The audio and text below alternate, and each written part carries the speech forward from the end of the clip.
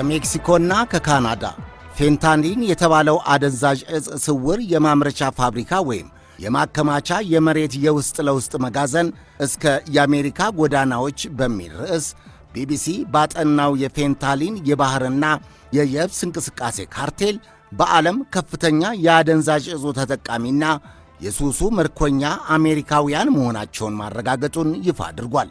የዕፁ አዘዋዋሪዎች ከሜክሲኮም ሆነ ከካናዳ መንግሥታት ዕውቅና ውጪ ወይም ከአቅማቸው በላይ በሆኑ ጠንካራና ሥልጣንና ሀብት ያላቸው የፌንታኒል አዘዋዋሪ ድርጅቶች ይከናወናል ብሏል። ፌንታኒል በመድኃኒት አስተሻሸግ ወይም በሴንቴቲክ ላስቲክ ተጠቅልሎ በነዳጅ ግዙፍ ቦቴ ሆድ ዕቃ ውስጥ ተከተው የነዳጅ ዘይት መስለው ወደ አሜሪካ ይገባሉ። አደገኛና ትውልድ ገዳይ የሆነው ይኸው አትራፊ ቢዝነስ የዓለም ኢኮኖሚዎች ወይም ሀገሮች ያለመግባባትና የግጭት ማዕከል ሆኗል። ዋይት ሃውስ በእነዚህ ሀገሮች የገቢ ምርቶች ላይ ከፍ ያለ የታሪፍ ጫና የጣልኩት በካናዳና ሜክሲኮ የአሜሪካ ድንበሮች በኮንትሮባንድ የሚገባው የፌንታኒል አደንዛዥ ዕፅ ሀገርና ዜጎችን እየበከለ በመሆኑ ነው ብሏል። ፕሬዝዳንት ዶናልድ ትራምፕ የገቢ ምርቶች የታሪፍ ጫናው ጅምር ነው፣ አስፈላጊ ከሆነ በሜክሲኮና ካናዳ አደንዛዥ ዕፅ አዘዋዋሪ ድርጅቶችና ተቋማት ላይ ገብተን ጦርነት እንከፍታለን፣ ከሀገርና ከዜጋ በላይ የሚሆን ማንም የለምና ብለዋል። በገቢ ምርቶቹ ላይ እስከ 25 በመቶ ታሪፍ ለመጣል ዋሽንግተን የወሰነችው ተቀባይነት የሌለው ሕገወጥ አደንዛዥ ዕፅና ሕገወጥ ስደተኞች ወንጀል የሚፈጽሙና ዕፁን የሚያዘዋውሩ ስደተኞች ማለት ነው። አሜሪካ ድንበርና ጠባቂ የሌላት ያክል እንደ ልብ መናኸሪያ ስላደረጓት ነው ብለዋል። የታሪፍ ጫናው በቀጣዩ ወር አፕሪል ይጀምራል ተብሏል። ኩዌንቲን ሰመርቪል ቢቢሲ ያደረገውን ጥናት እየዘገበ ነው እንዳለው ከሄሮይን 50 ጊዜ በላይ ጠንካራና አደገኛ የሆነው ፌንታኒል ከፍተኛ የሱስ እስረኛ የሚያደርግና በአሜሪካ ኅብረተሰብ ላይ ጥልቅ የማይሽር ቁስልና ጠባሳ የጣለ ነው ብሏል። የአደንዛዥ ዕፅ ኦቨርዶዝ ወይም በከፍተኛ መጠን መጠቀም በአሜሪካ በዓመት ሕገወጥ የጦር መሣሪያና የትራፊክ አደጋ ተደምረው ከሚያስከትሉት ሞት የበለጠ ነው። በ2022-23 እንደ አውሮፓውያን አቆጣጠር በአንድ ዓመት የፌንታኒል አደንዛዥ ዕፅ ምክንያት 114,000 ሰዎች በተለይም ወጣቶች ሞተዋል። የሜክሲኮ ፕሬዝዳንት ክላውዲያ ሼምባም ችግሩን አምነው የትራምፕ የታሪፍ ቅጣት ግን ጅምላና ሁሉንም አሜሪካዊና ሜክሲካዊ የሚጎዳ ነው ማለታቸው ተዘግቧል። የዋሽንግተንንም ልብ ለማራራት ይመስላል በሜክሲኮና አሜሪካ ድንበር ተጨማሪ 10,000 የብሔራዊ ዘብ ወታደሮች መላካቸውንና የአደንዛዥ ዕፅ ካርቴል ወይም መረቦችን ለመበጣጠስ እየጣሩ እንደሆነ ተናግረዋል። ፕሬዝዳንት ሼንባም የአሜሪካው የስለላ ድርጅት ሲአይኤ ወደ ሜክሲኮ ድንበር ዘልቆ የፌንታኒል አደንዛዥ ዕፅ ላቦራቶሪዎችንና የማከማቻ መጋዘኖችን እንዲያጣራና እርምጃም እንዲወስድም ፈቅደናል ካሉ በኋላ በሁሉም የሜክሲኮ ወጪ ምርቶች ላይ ታሪፍ በመጫን የንግድ ሥርዓቱን ግን ማስተጓጎል አያስፈልግም ብለዋል። ካናዳ እንደ ሜክሲኮ መደራደሪያ አላቀረበችም። በአዲሱ ተመራጩ ጠቅላይ ሚኒስትር ማርክ ካርኔ በኩል አሜሪካ የድንበር ጦርነት ከፍታብናለች፣ ጦርነቱ አሸናፊ የማይገኝበት ነው፣ ግና እኛ ካናዳውያን እንደ ሆኪ ቡድናችን ሁሉ አሜሪካንን በንግድ ጦርነቱም እናሸንፋለን ብለዋል። ዶናልድ ትራምፕ የታሪፍ ጫናው የሚደረገው ለሕገወጥ አደንዛዥ ዝውውርና ለሕገወጥ ስደተኞች ሲባል ብቻም አይደለም፣ ለዘመናት ኢፍትሐዊ ሆኖ አሜሪካንን ሲጎዳ የቆየውን የገቢና ወጪ ምርቶች የንግድ ሚዛን ለማስጠበቅና ዋሽንግተን የሚገባትን ጥቅም እንድታገኝም ስለሚያግዝ ነው ብለዋል። ታዛቢዎች ከቻይና ጋር ብቻ የነበረው የንግድና የምንዛሪ ጦርነት ወደ ሰሜንና መካከለኛው አሜሪካ እንዲሁም አውሮፓ ተዛመተ ብለዋል። ከዶናልድ ትራምፕ ወደ ዋይት ሃውስ መመለስ ጋር የተለወጠው የአሜሪካ የውጭ ጉዳይ ፖሊሲ በአትላንቲክና በአውሮፓ ቀጠና የዲፕሎማሲና የንግድ ግንኙነት ላይ ከፍተኛ ትርምስና ቀውስ እየፈጠረ መምጣቱ ይነገራል። ጤና ይስጥልኝ። በሳምንቱ በአሜሪካ ካናዳና በአሜሪካ ዩክሬን የፖለቲካ እሰጥ አገባና ዓለማዊ ተጽዕኖውን ልንመለከት ወደናል። አዘጋጅና አቅራቢ ሳሙኤል እንዳለ ነኝ። አብራችሁን ቆዩ።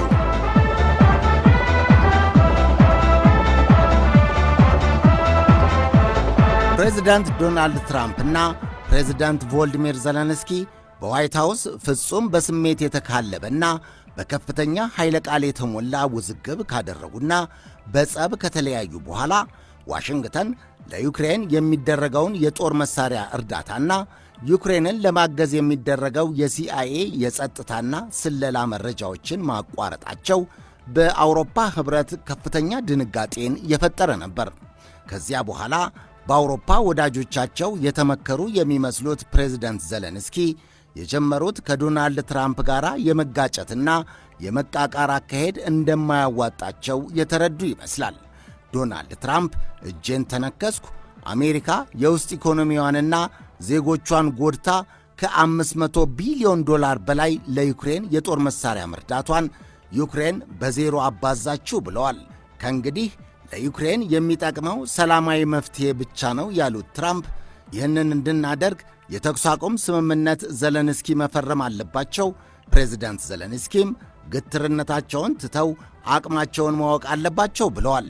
አሜሪካም በዩክሬን ውድና በብቸኝነት የሚገኙት ማዕድናት ላይ የማልማትና የመጠቀም ድርሻ እንዲኖራት መስማማትና መፈረም አለባት ሲሉ ቆይተዋል። በፊት የዩክሬንን ማዕድን ለአሜሪካ በመስጠት ሀገሬን አልሸጥም ሲሉ የቆዩት ሰውየው በአውሮፓ ወዳጆቻቸው ተጨባጭ ሐቁን በማብራራት ተመክረውና አምነው ዶናልድ ትራምፕ የጠየቁትን ለመፈረም ተገደዋል። የአውሮፓ ወዳጆቻቸው ዩክሬን ከሩሲያ ጋር ለገባችበት ጦርነት እስካሁን ያዛለቃት የኔቶ ኅብረ ብሔራዊ ኃይል መሆኑን፣ ኔቶ ደግሞ ከ70 በመቶ በላይ ወጪውንና ማዕከላዊ እዙ አሜሪካ መሆኗን፣ አሜሪካንን ማጣት ኔቶን ማጣት ነው ሳይሏት አልቀረም። ዘለንስኪ ሁለቱንም ፈረሙ። የማዕድን ቦታውን አሜሪካ እንድታለማውና እንድትጠቀምም የ30 ቀን የተኩስ አቁም ስምምነት ለማሰርም አምነው ፈረሙ። በሳውዲ አረቢያ ጅዳ በተደረገው ውይይት ትራምፕ ዘለንስኪ ወደ ግብናቸው ተመለሱ፣ he comes to his senses ብለዋቸዋል። በዚሁ ሳምንት መጨረሻ የአሜሪካ ከፍተኛ ባለሥልጣናት ዩክሬን የፈረመችውን የ30 ቀን የተኩስ አቁም ስምምነት ላይ ለመምከር ወደ ሞስኮ እንደሚያቀኑም ይፋ አድርገዋል። ትራምፕ የአሜሪካ ውጭ ጉዳይ ሚኒስትር ማርኮ ሩቢዮ የሩሲያ ዩክሬን ጦርነት ለማስቆም ብቸኛው መንገድ ኃይል ሳይሆን የሰላም ድርድር ነው፣ ሩሲያም ይህንን የ30 ቀን የተኩስ አቁም ስምምነት ትፈርማለች ብዬ አምናለሁ ብለዋል። ክሬምሊን እስካሁን ያለው ነገር የለም፣ የተኩስ አቁም መነሻ ሐሳቡን እያጤንኩት ነው፣ ፕሬዝዳንት ቭላዲሚር ፑቲንና ፕሬዝዳንት ዶናልድ ትራምፕ በስልክ ሊነጋገሩበትም ዕድል አለ ብሏል። በጅዳ የተኩስ አቁም ስምምነቱን ፕሬዝዳንት ዘለንስኪ ከፈረሙ በኋላ አሁን ይህን አወንታዊ የተኩስ አቁም ስምምነት ሞስኮም እንድትፈርም ማሳመን የዋሽንግተን ፋንታ ነው ብለዋል። ዘለንስኪ የዩክሬንን የማዕድን ጸጋዋን ዋሽንግተን እንድታለማ መስጠታቸውና መፈረባቸው የዋሽንግተንን ድጋፍ እንደሚመልስላቸው ያምናሉ። ታዛቢዎች ግን ዘለንስኪ ተስፋ ባደረጉት ልክ ዋሽንግተን እንደ ጆ ባይደን አስተዳደር ሁሉ ከሩሲያ ጋር የምትዋጋበትን ውድ የጦር መሣሪያና የስለላ መረጃ አዲሱ አስተዳደር በዚያው ልክ ለኪየቭ መስጠቱን ይጠራጠራሉ። ዶናልድ ትራምፕ አውሮፓንና የቀድሞውን የጆ ባይደን አስተዳደር የሩሲያ ዩክሬን ጦርነት ሳይጀመር ጦርነቱን ማስቆም ይችሉ እንደነበር በተደጋጋሚ እየወቀሱ ነግረዋቸዋል። ዩክሬንን ጨምሮ የሩሲያ ጎረቤቶችን የኔቶ አባል ማድረግና ለማድረግም መሞከር እንዲሁም የኔቶን የጦር ኃይልና ወታደሮች በሀገሮቹ ዙሪያ በሞስኮ ዙሪያ የማሰለፉ ፖለቲካዊ ወታደራዊ አቅጣጫ ሩሲያን የጸጥታና ደህንነት ስጋት አጠናክሮ የሩሲያ ዩክሬንን ጦርነት እንደወለደ የቀጠናው ተንታኞች ያስቀምጣሉ። ትራምፕ የአውሮፓ ሀገሮች ጦርነቱ ሳይጀመር በንግግርና በዲፕሎማሲ መፍታት ይቻል ነበር የሚለው ወቀሳም ከዚሁ የኔቶ ተስፋፊነትና ቀጠናዊ ተጫኝነት ጋር የሚያያዝ ይመስላል። ቀደም ካለው የፕሬዝደንትነት ጊዜያቸው ጀምሮ ትራምፕ የሰሜን አትላንቲክ ጦር ቃል ኪዳን ድርጅት ኔቶ የፋይናንስ፣ የቴክኖሎጂ፣ የምርምርና የመሳሪያና ወታደሮች ማዋጣት ጫና ሙሉ በሙሉ አሜሪካ ጫንቃ ላይ የተጣለ ዕዳ ነው ሲሉ ቆይተዋል። 30 ሲደመር የአውሮፓ ሀገራቱ ተገቢውን ፍትሐዊና ተመጣጣኝ የኔቶ መዋጮ የማያደርጉ ከሆነ አሜሪካ ብቻዋን ጫናውን እንደማትሸከም እጇንም እንደምታስወጣ ሲያስፈራሩ ቆይተዋል። ለዚህም ይመስላል አብዛኞቹ ወይም ሁሉም የኔቶ የአውሮፓ ሀገራት ትራምፕ በወይዘሮ ካማላ ሃሪስ እንዲሸነፉና ወደ ሥልጣን እንዳይመጡ ሲመኙ ቆይተዋል። ለዚህም ይመስላል ፕሬዝደንት ዶናልድ ትራምፕ ከሞትም ከፍርድም ከሴራም አምልጠውና አሸንፈው ዋይት ሃውስን በተቆጣጠሩ ማግስት የአውሮፓ ሀገራቱ በተለይ ብሪታንያ፣ ፈረንሳይ፣ ጀርመንና የስካንዲኔቪያን ሀገሮቹ በኔቶ ኅብረ ብሔራዊ ኃይል እምነት አጥተው የየራሳቸውን የመከላከያ ኃይል ለመገንባት ከፍተኛ በጀት መመደብ ውስጥ ገብተዋል።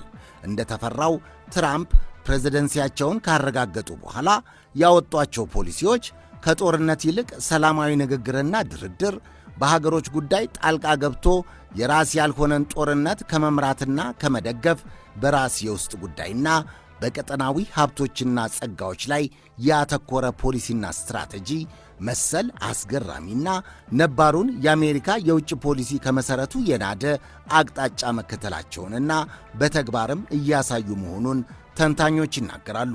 ከዚህ አንጻር የዩክሬኑ ፕሬዝዳንት ዘለንስኪ እንዳሰቡት ወይም ተስፋ እንዳደረጉት የተፈጥሮ ማዕድናቸውን መስጠታቸውና ተኩስ አቁም መፈረማቸው የነበረውን የዋሽንግተንን ድጋፍ መልሶ ላያጎናጽፋቸው ይችላል።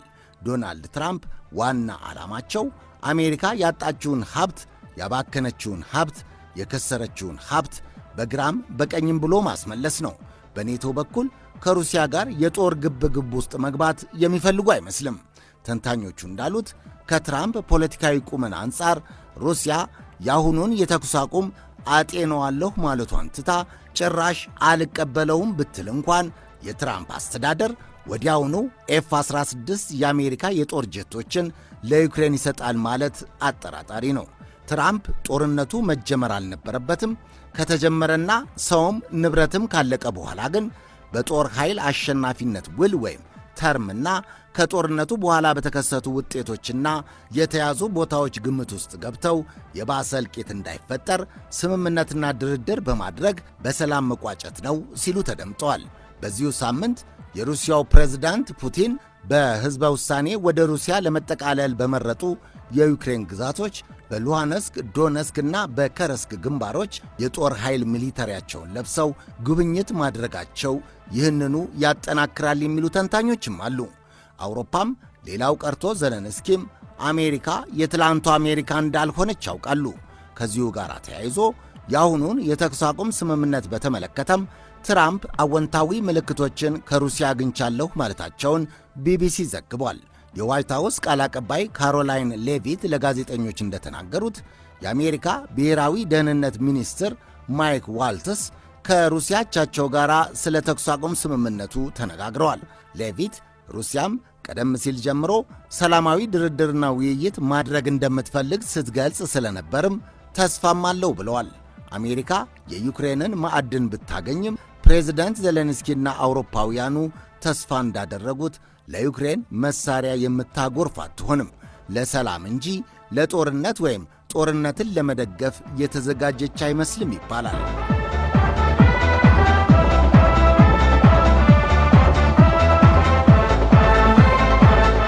ቮልዲሚር ዘለንስኪ አሜሪካ ላይ እጅግ ተበሳጭተውና ዘራፍ ብለው እንደገና ምልስ ብለው ማዕድናቸውን ለመስጠትም ተኩስ አቁም ለማድረግም እንደፈረሙት ሁሉ ሌላው በአሜሪካ ክፉኛ የተበሳጩትና ዘራፍ ያሉት ደግሞ የካናዳው ተመራጩ ጠቅላይ ሚኒስትር ማርክ ካርኔ ናቸው። ትራምፕ አሜሪካና ካናዳ ኑሯችን፣ ባህላችን፣ ገበያችን፣ ቋንቋችን፣ ጂኦግራፊያዊ አቀማመጣችን አንድ ነው። ካናዳ ከገባችበት ሀገራዊ ዕዳ ለመላቀቅና የምንጥለውን ታሪፍ ለመቀልበስና ለማምለጥ የአሜሪካ አንዷ ግዛት መሆን አዋጭ አማራጭ ነው ሲሉ ቆይተዋል። ቀደም ሲል ተሰናባቹን የካናዳ ጠቅላይ ሚኒስትር ጀስቲን ትሩዶንና አሁን ደግሞ ተመራጩን ጠቅላይ ሚኒስትር ማርክ ካርኔን ጉዳዩ ሁለቱም ጉዳይ ማለት ነው ካናዳ ከአሜሪካ ጋር ትቀላቀል ትዋሃድ በሚለውና በሚጣለውም ታሪፍ ላይ ክፉኛ ተበሳጭተዋል። ማርክ ካርኔ ካናዳ መቼም ቢሆን የትም ቢሆን አሜሪካ አትሆንም፣ ዋሽንግተን የከፈተችብንን የንግድ ጦርነትም በአሸናፊነት እንወጣዋለን ብለዋል። እኛም የአጸፋ ታሪፍ እንጥላለን ሲሉ አስፈራርተዋል። በኋላ ደግሞ መለስ ብለው ጠቅላይ ሚኒስትር ካርኔ አሜሪካ ለካናዳ ሉዓላዊነት ዋጋ የምትሰጥና የምታከብረን ከሆነ ከትራምፕ ጋር የንግድ ትብብራችንን እንደገና ለማደስ መነጋገርና መደራደር እንችላለን ሲሉ ሰጥተዋል።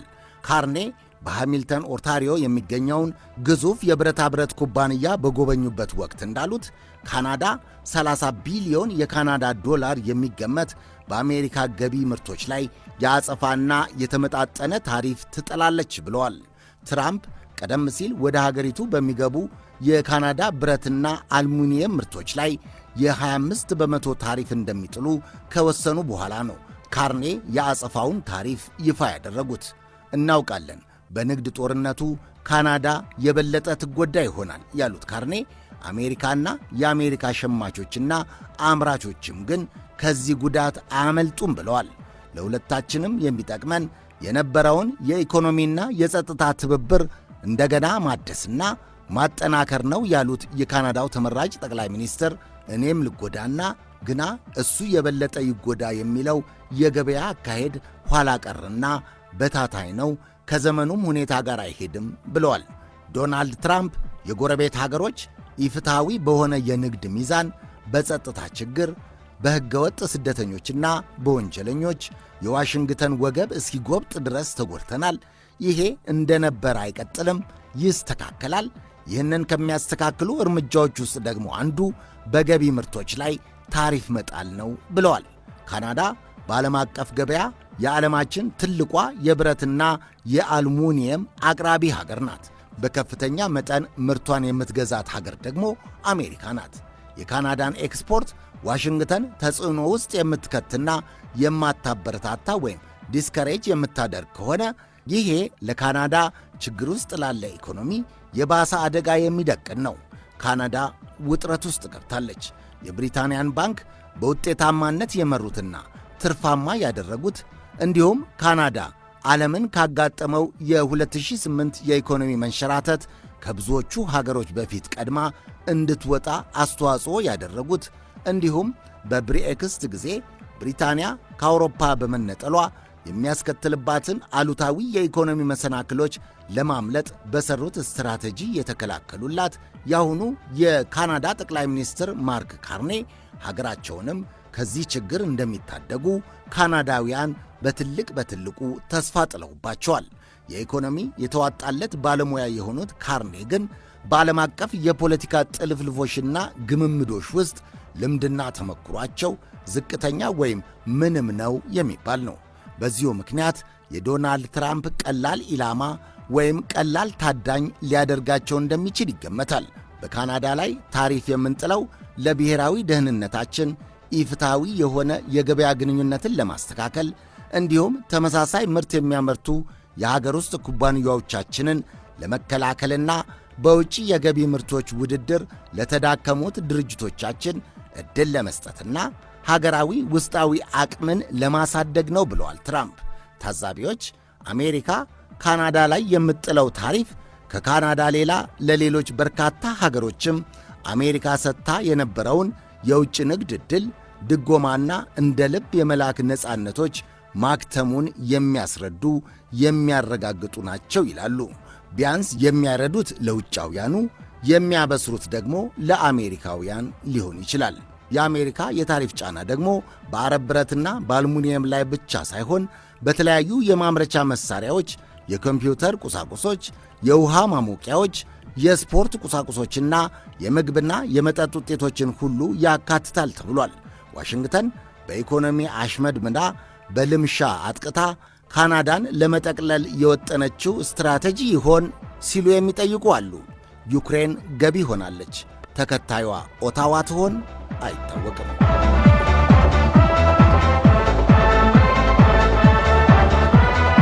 ፕሬዝዳንት ዶናልድ ትራምፕ ወደ አሜሪካ ከካናዳና ከአውሮፓ የሚገቡ የብረትና የአልሙኒየም ገቢ ምርቶች ላይ ታሪፍ ለመጫን የወሰኑት ኢኮኖሚያዊ እርምጃ ከአውሮፓ ኅብረትና ከካናዳ የአጸፋና የበቀል ታሪፍ ለመጣል ቃል አስገብቷቸዋል። ዶናልድ ትራምፕ ጉዳዩን ሲሰሙ ክፉኛ ነው ያስቆጣቸው።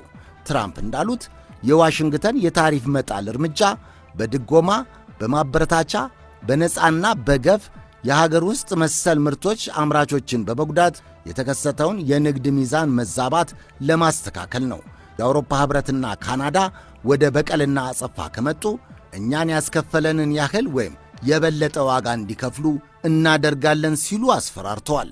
የመመላለስና የመበቃቀል የንግድ ጦርነቱ ብዙ የዓለም ሀገራት ኢኮኖሚዎች ላይ ከፍተኛ መመሰቃቀልና ስጋት የደቀነ ሲሆን የገንዘብ ገበያዎችንም ሊያናጋ ይችላል እያሉ ነው ታዛቢዎች። ትራምፕ ደግሞ በአረብ ብረትና አልሙኒየም ላይ ብቻ ሳይሆን በኮፐር፣ በጣውላ ምርቶችና በተሽከርካሪ ምርቶችም ላይ የገቢ ታሪፍ ለመጣል ዝተዋል። ብሪታንያ፣ አውስትራሊያ፣ ሜክሲኮና ብራዚልም ለአሜሪካ ገበያ በገፍ ምርቶችን የሚያቀርቡ በመሆኑ ከስጋት አላመለጡም። ያሁኑ የዓለም የልዕለ ኃያላኑ የንግድ ጦርነት ወዴት አብጦ እንደሚፈነዳ ገና አልታወቀም። ጥሩ ዜና ግን ይዞ አይመጣም እየተባለ ነው። ተንታኞች እንደሚሉት የአሜሪካና የቻይና የንግድ ጦርነት እንኳን ለዓለም የተረፈ ፈተና ሲያመጣ ተስተውሏል። የቢቢሲ ተንታኝ ናታሊ ሸርማን እንዳለችው የአሜሪካ ታሪፍ የዋሽንግተንን ከፍተኛ ላኪ የሆነችውን የብሪታንያን ኢኮኖሚ ሊጎዳ ይችላል። የጀርመንን ኢኮኖሚ ወደ ኢኮኖሚ መንሸራተት ግስጋሴው ሊያባብስበት ይችላል። በህንድ ላይ የሚጣለው ታሪፍ ለመዋጥ የሚያስቸግር መራራ መድኃኒት ሊሆንባት ይችላል። የጦርነቱ ነባር ተዋናይ ቤጂንግም ስጋት ውስጥ ናት ብላለች። የታሪፍ ጫናው ብቻም አይደለም የንግድ ሥርዓቱን የሚያተረማምሰው የአጸፋ ምላሹም ጭምር ነው። ተደምሮ ውጤቱ በመጠን ይለያይ እንጂ ሁሉም ሎስ ነው፣ ኪሳራ ነው ብላለች። አድማጮች፣ ዳሳ ዝግጅታችን የተከታተላችሁት ነበር። ሳሙኤል እንዳለ አዘጋጅና አቅራቢ ነበርኩ። በያላችሁበት ሰላም